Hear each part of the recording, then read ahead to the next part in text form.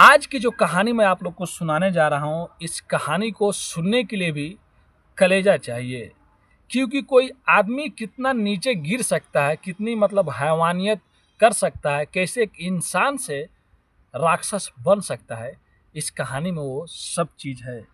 एक या दो नहीं, एक ऐसे मर्डर मिस्ट्री की कहानी मैं आप लोग को सुनाने जा रहा हूँ, जहाँ पे पुलिस को एक या दो दिन नहीं, कुल 50 दिन लग जाते हैं इस केस को सुलझाने में। लगभग 20 लोगों पे शक होता है, 7 लोगों को पुलिस अरेस्ट करती है, एक तो खुदकुशी भी कर लेता है और 8वें के जाके फांसी होती है।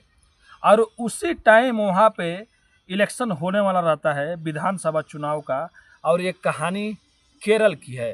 तो आप लोग से मैं रिक्वेस्ट करता हूँ, इस कहानी को जरूर लास्ट तक सुनिएगा और जो भी आपका राय होगा इस पर राय जरूर दीजिएगा। तो नमस्ते, आदाब, सत श्री अकाल। आज की जो सच्ची घटना मैं आप लोग को सुनाने जा रहा हूँ, ये घटना केरल का पेरमपुर का है। 28 अप्रैल 2016 की बात है।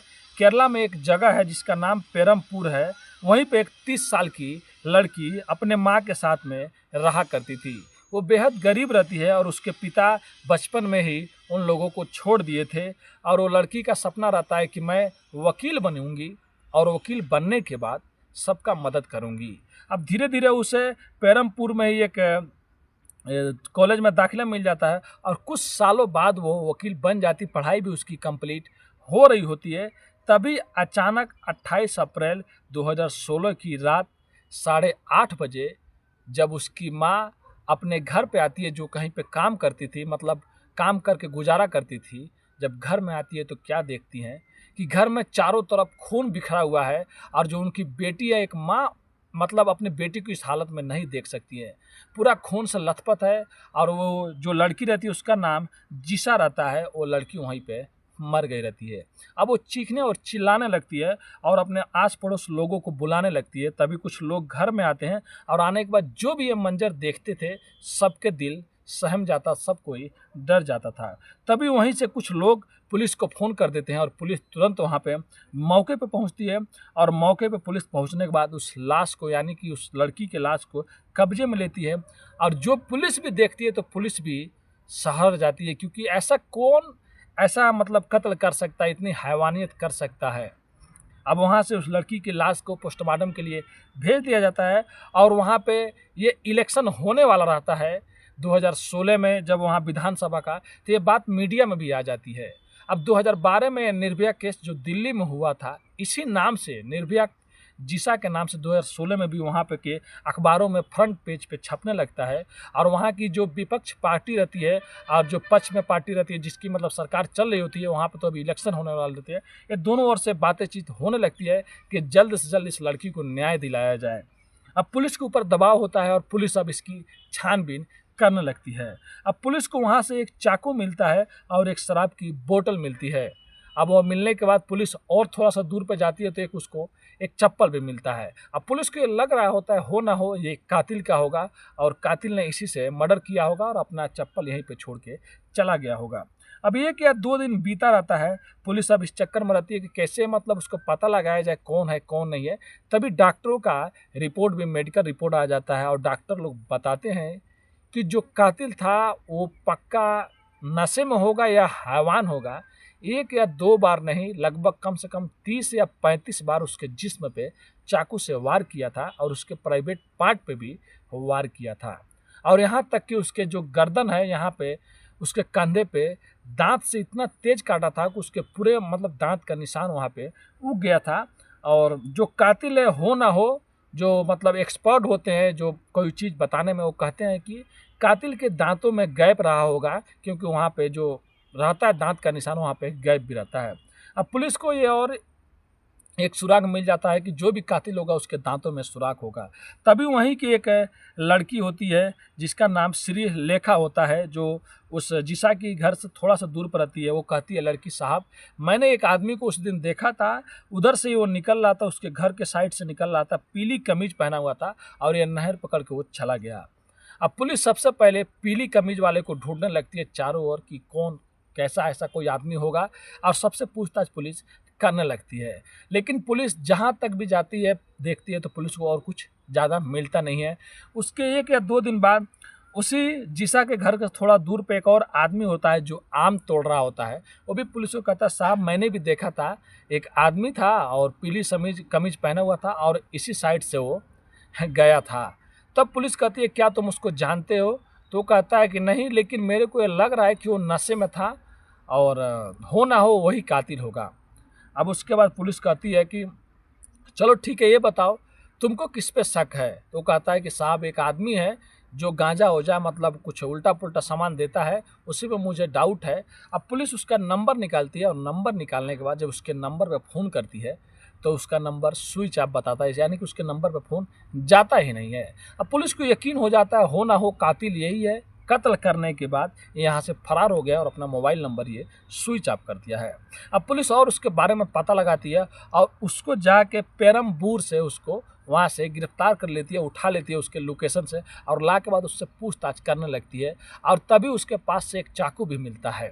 अब पुलिस कहती है हो ना हो तुम चाकू रखे हो, तुम्ही ने ये कत्ल किया है। और उससे अच्छी खासी पूछताछ होती है, लेकिन वो आदमी कहता है साहब मेरे इस खून से कोई मतलब नहीं है, मैं ये कत्ल क्यों करूँगा।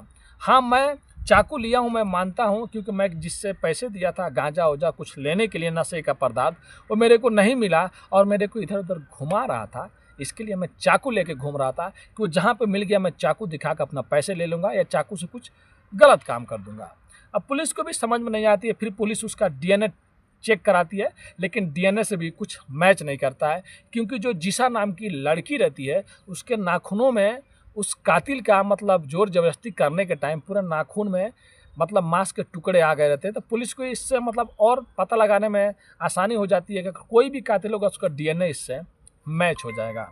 अब एक के ऊपर शक होता है, पुलिस उसके कुछ दिन बाद छोड़ देती है। फिर वहीं पे एक और आदमी रहता है, वो कहता है कि साहब हो ना हो एक और कातिल है जो अभी कुछ दिन पहले जेल में गया था और जेल में जाने के बाद वो ऐसे लड़कियों को मतलब बुरी नज़र से देखता है और उसका यही सब काम रहता है। उसी मोहल्ले में उधर साइड में वो रहता था। अब पुलिस उसका मोबाइल नंबर लेती है और उसको जाके उसको भी कहीं से उठा के लेकर आती है। जब पहली बार पुलिस उसको लेकर आती है, कहती है देखो कातिल तुम ही हो, तुम्ही ने खून किया है। तब वो कहता है साहब देखो मैंने ये खून नहीं किया है और मेरा इस खून से कोई मतलब नहीं है। पुलिस कहती है तुम तो जेल भी जा चुके हो। तब वो कहता है देखो साहब मैं जेल गया था, लेकिन मैं लड़कियों की छेड़खानी में नहीं गया था। मैं जिस लड़की से प्यार करता था मैं उसके पीछे पीछे जा रहा था, तभी अचानक कुछ लोग, उसके पीछे और भी 1-2 लड़कियां थी, वो लोग समझ गए कि मैं उन लड़कियों का छेड़ रहा हूँ, उन लोग का पीछा कर रहा हूँ। वो लोग मेरे को पीट दिए और मेरे को जेल में डलवा दिए साहब। और मैं जेल में छूटने के बाद जिस लड़की से प्यार करता था उस लड़की से मैंने शादी भी कर लिया है। अगर आपको यकीन नहीं है तो मेरी पत्नी से आप लोग पूछ सकते हैं। अब उसके कहने पे उसकी पत्नी को भी बुलाया जाता है और सब चीज़ चेक किया जाता है, तो पता चलता हाँ ये सही बोल रहा है, इसका ये खून से कोई मतलब नहीं रहता, ये 2 नंबर आदमी हो गए।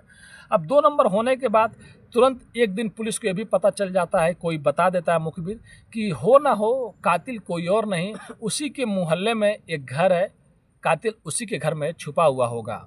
अब पुलिस उसके घर पे जाती है और जैसे पुलिस घर में एंट्री करती है तो पुलिस को वैसे ही शराब का बोतल वहाँ पे मिल जाता है जैसे जिसा के घर में शराब का बोतल मिला था।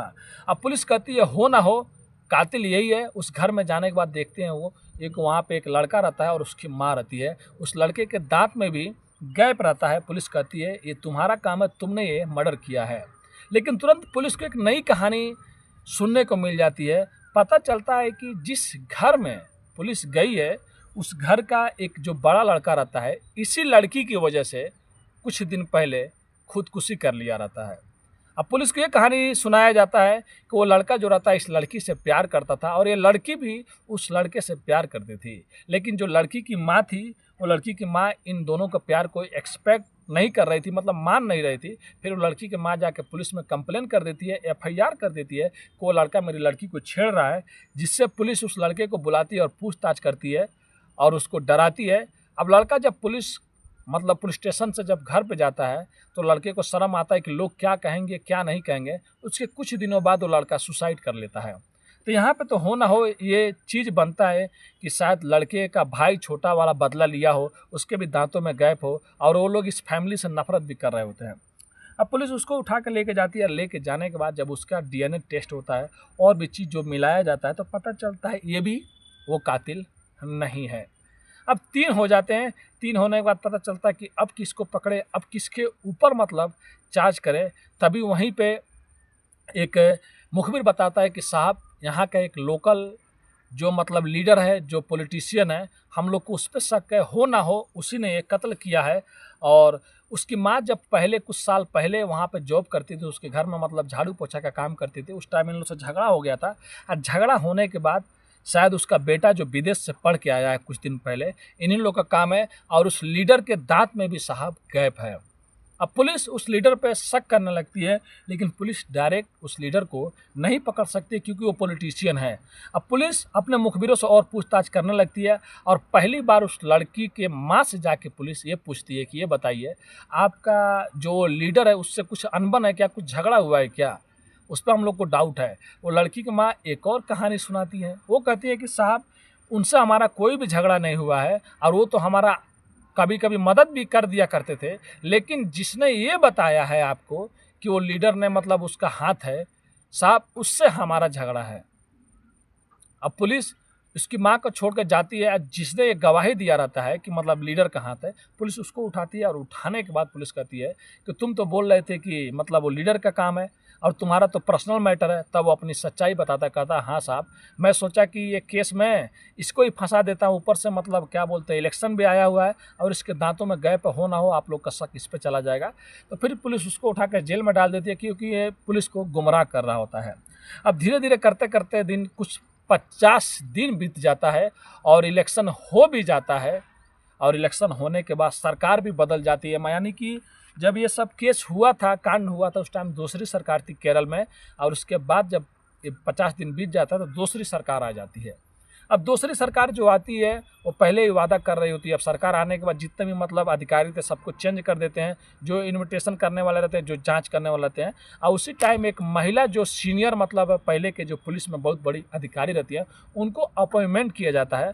और उनको अपॉइंटमेंट करने के बाद कहा जाता है कि आप अब इस केस को देखिए और अपने स्तर से इसको जाँच कीजिए।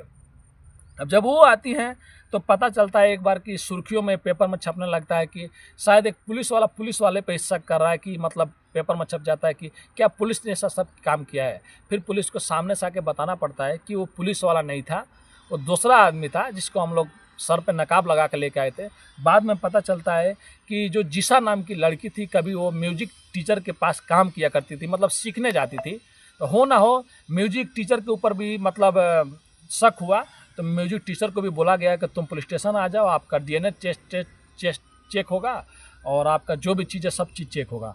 तो म्यूजिक टीचर कहता है देखो साहब, मेरी समाज में बहुत इज्जत है और मैं बच्चों लोग को पढ़ाता हूँ, आप लोग मेरे को लेके चलो, लेकिन मेरा चेहरा ढक के लेके चलो, मेरा मतलब इज्जत नहीं जाए। तो पुलिस बताती है कि वो कोई और नहीं, वो म्यूजिक टीचर था जिसका हम लोग चेहरा ढक के लाए थे, लेकिन आप लोग ये समझ गए कि कोई पुलिस वाला है। अब इसके बाद पुलिस को और भी मतलब जितना भी डीएनए टेस्ट होता था कोई भी मतलब पकड़ा ही नहीं जाता, किसी का मैच होता नहीं था। लगभग शक पे शक और सरकार पे दबाव भी पड़ रहा था कि मतलब इतना दिन हो गया अभी तक वो कातिल नहीं मिला। तभी मालूम चलता है कि जिशा के घर से लगभग 30 या 35 मीटर पे एक घर है, वहीं पे एक बोलते हैं कि एक बस ड्राइवर रहा करता था जो अक्सर औरतों को और लड़कियों को बुरी नज़रों से देखा करता था। अब पुलिस किसी से उसका नंबर लेती है और कोई उसको फ़ोन करके कह देता है कि पुलिस तुमको ढूंढ रही है। अब पुलिस जैसे उसको फ़ोन करती है, वो बस चला रहा होता है, बस तुरंत रोकता है और वहाँ से वो भागने लगता है।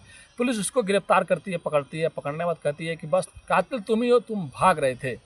अब वो कहता है साहब मैंने कोई कत्ल नहीं किया, क्योंकि वो कभी कभी उस मोहल्ले में जाके कहीं भी खड़ा होकर पेशाब करने लगता था, किसी के भी घर के सामने थूक देता था और महिलाओं को गंदी नज़र से देखता था। जब बाद में उसका भी डीएनए टेस्ट होता है और उससे भी अच्छे खासी से पूछताछ होती है तो पता चलता है कि वो भी कातिल नहीं है। अब पुलिस को कुछ भी समझ में नहीं आ रहा था आखिर में होगा तो क्या होगा। लेकिन एक दिन 50 दिन होने के बाद एक जो मजदूर होता है वो पुलिस को फ़ोन करता है और कहता है साहब हो ना हो मुझे एक आदमी पर शक है जो मेरे साथ में काम करता था और जो आप लोग पीली कमीज के बारे में बात करते हैं, चेक करते हैं हर एक मतलब आई विटनेस के ऊपर, लेकिन मिलता नहीं है। लेकिन मेरा एक दोस्त ऐसा था जो पीली कमीज वो पहनता था और उसके दांतों में गैप था, और वो उसी दिन से गायब हो ना हो वही होगा। अब पुलिस तुरंत पूछती है, उसका लोकेशन निकालती है, तो पता चलता है कि वो तमिलनाडु यानी कि चेन्नई में वो रोजगार के लिए वहीं पे गया है, जो मजदूर है। अब पुलिस वहाँ जाती है और तमिलनाडु से उसको गिरफ्तार करके फिर से उसको केरल लेके आती है, और केरल आने के बाद जब उससे पूछताछ करती है तो पहली बार सच्चाई सामने आती है, सबके होश उड़ जाते हैं। जो आदमी तमिलनाडु से पकड़ के आया रहता है वो आखिर में वहाँ का लोकल केरल का नहीं होता है, वो होता है असम का, और उसका नाम रहता है अमीरुल इस्लाम, जो असम का रहने वाला रहता है, और वो मजदूरी करने केरल में गया रहता है। और वो अक्सर नशे में रहता था, और जो जिसा नाम की लड़की थी उसके ऊपर उसकी नज़र हमेशा गड़ी रहती थी, और वो इसी फिराक में रहता था कि कब मुझे अकेला टाइम मिल जाए, जब मैं जिसा के साथ में जो करना चाहता हूँ, जो हैवानियत सोच रहा था वो कर लूँ। लेकिन एक दिन जब उसको मौका मिलता है, देखता है कि जिसा की माँ घर पर नहीं है, तो वो एक चाकू अपने साथ में रखता है और एक शराब की बोतल लेता है और जिसा के घर पे चला जाता है। और जाने के बाद जिसा से जो ज़बरदस्ती करने लगता है, वो लड़की इसका मतलब विरोध करती है, वो जिसा का उसी की चुनरी से उसका गला घोंटने की कोशिश करता है। और जब इन दोनों में हाथापाई हो रही होती है, तो जो अमीरुल इस्लाम होता है वो चाकू निकालता है और ताबड़तोड़ उस लड़की के ऊपर हमला करने लगता है। एक या दो बार नहीं, 36 बार हमला करता है। वो लड़की खून से लथपथ हो जाती है, उसके प्राइवेट पार्ट को भी ये चाकू से रौंद डालता है। ये बाकायदा पुलिस के एफआईआर में और कोर्ट के कागज़ में एफआईआर में लिखा गया है कि वो इतनी बार मतलब बहुत बार चाकू से वार किया था, जब तक वो लड़की मर नहीं जाती है। लास्ट में यह होता है कि जिसा मर रही होती है तो बोलती है कि मुझे पानी पिला दो, 2 घूंट मुझे प्यास लगा है। लेकिन जो अमीरुल इस्लाम रहता है, जो हैवान रहता है, वो पानी नहीं पिलाता है, उसके मुंह में शराब की बोतल जो थोड़ा सा बचा रहता है उसके मुंह में लड़की के डाल देता है, और ठीक कुछ मिनट बाद वो जिसा वहीं पे दम तोड़ देती है। अब जब जैसे जिसा दम तोड़ती है तो अमीरुल इस्लाम वहीं से निकलता है, शराब की बोतल वहीं पे छोड़ देता है और अपना चाकू भी उधर उधर के फेंक देता है। और निकलने के बाद पीली कमीज जो पहना रहता है तुरंत आता है, अपना चप्पल नहर के पास छोड़ देता है और रेलवे स्टेशन आता है, और जो अपने उसके जिस्म पे खून लगा रहता है पूरा कपड़े को छुपाता है और कपड़े चेंज करता है, और उसके बाद वो वहाँ से आसाम निकल जाता है। और आसाम जाने के बाद लगभग 1 महीना हो जाता है उसको, जब ये लगता है कि मतलब मैं पकड़ा नहीं जाऊंगा, तो 1 महीने बाद वो फिर से तमिलनाडु चेन्नई चला जाता है रोजगार के चक्कर में, और इधर इस केस को 50 दिन हो गया रहता है, तब जाके वो पकड़ा जाता है। अगर उसका दोस्त शक नहीं करता कि मतलब वो बताया नहीं होता कि मेरा एक दोस्त था जो पीली कमीज पहनता था और उसके दांतों में गैप था, तो शायद वो कातिल कभी मिलता ही नहीं था। लेकिन ये आप देख सकते हैं कैसे कि इंसान जो इतनी बड़ा हैवान बन जाता है, उस लड़की को 1-2 बार नहीं इतनी बार चाकुओं से रौंदता है, और थोड़ा भी उसको शर्म नहीं आता है, इंसानियत को शर्मसार कर देता है। एक बेचारी जो निर्दोष लड़की, जो अच्छी लड़की, जो लोगों की मदद करने के लिए वकील बनना चाहती थी, जो गरीबी में पली थी, गरीबी में देखी थी, उसका वो आदमी खून कर देता है और उसके साथ में हैवानियत कर देता है। उसके बाद जो वहाँ का लोअर कोर्ट होता है, डिस्ट्रिक्ट कोर्ट, वो उसको सजाए मौत की सज़ा देता है। लेकिन ये कुछ दिनों बाद एक केस हाई कोर्ट में जाता है, तो हाई कोर्ट कहता है कि इसको सजाए मौत जो लोअर कोर्ट ने दिया है, शायद इसको ये चीज़ नहीं दिया जा सकता, क्योंकि इसका मानसिक दिमाग का या और भी कुछ देखते हुए इसको मतलब अभी केस वैसे चल रहा है, अभी भी उसका केस चल रहा है और अभी भी वो जिंदा है और केरल की जेल में कहीं ना कहीं पे वो बंद है।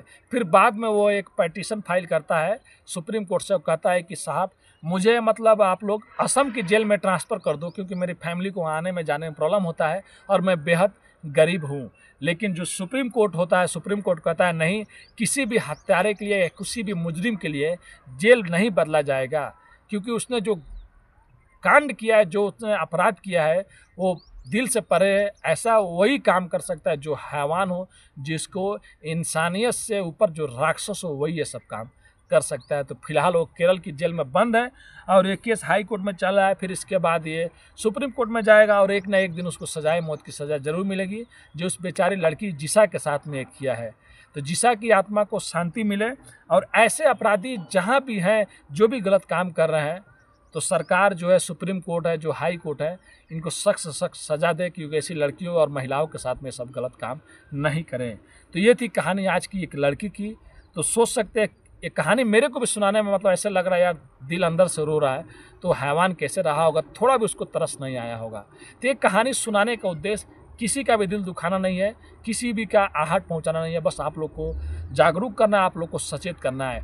बहुत जल्दी किसी पर भी विश्वास मत कीजिए। अगर कोई भी ऐसा आदमी नज़र आता है जो आपको लोगों को बुरी नज़र से देखता है, आप लोग को छेड़ता है, तो तुरंत अपने लोकल पुलिस वाले को इन्फॉर्म कीजिए और उनको जेल में डलवाइए, बोलिए, उनसे शिकायत कीजिए। अगर आप लोग छुपाएंगे या उन लोग का विरोध नहीं करेंगे तो शायद वो लोग आगे जाके ये सब घटनाएं को अंजाम देंगे। तो मिलते हैं फिर से नेक्स्ट वीडियो में कुछ अच्छी कहानियों के साथ और सच्ची कहानियों के साथ।